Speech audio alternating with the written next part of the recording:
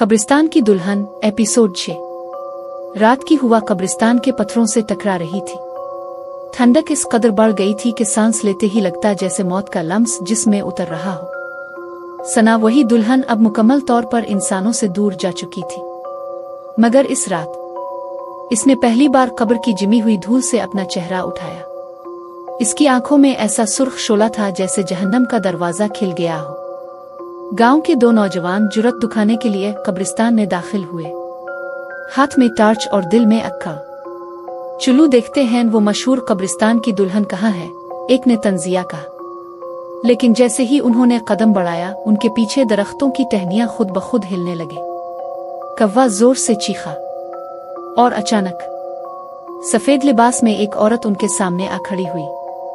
इसके हाथ में सूखी हुई सुर्ख गुलाब थे जिन पर अब खून टपक रहा था। इसकी आंखें खाली और मुर्दा थीं, लेकिन उनमें वो दुख छुपा था जो किसी जिंदा दिल को तोड़ सकता था। वो दोनों लड़के खौफ से कांपने लगे। एक ने हिम्मत की और बोला, तो ही है ना वो दुल्हन, हम तुझसे नहीं डरते। सना मुस्कुराई, मगर उसकी मुस्कुराहट में ऐसा कर्ब था कि हुआ चीखने लगी। मोहब्बत की कब्र में उतर कर देखो, डर किस चीज को कहते हैं। ये कहते ही इसका जिस्म धुएं में बदल गया और लम्हे भर में दोनों नौजवानों के पीछे आ खड़ी हुई। एक ने भागने की कोशिश की, मगर अचानक इसकी टांगों को जमीन ने जकड़ लिया। दूसरे के कानों में सना की सरगोशी उतरी, तुमने मेरी कब्र को हल्का समझा, अब तुम भी मेरे दुल्हन के कारवां का हिस्सा बनोगे।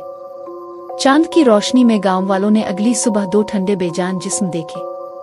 उनके हाथों में सूखे हुए गुलाब के कांटे पेवस्त थे। अब कब्रिस्तान की दुल्हन अकेली नहीं थी, वीरानी में साथी बनाने लगी थी। एपिसोड 6 सीन आपको पसंद अलिफिगी लाइक और फॉलो कर ले। नेक्स्ट वीडियो के लिए कमेंट्स में नेक्स्ट बोलियो।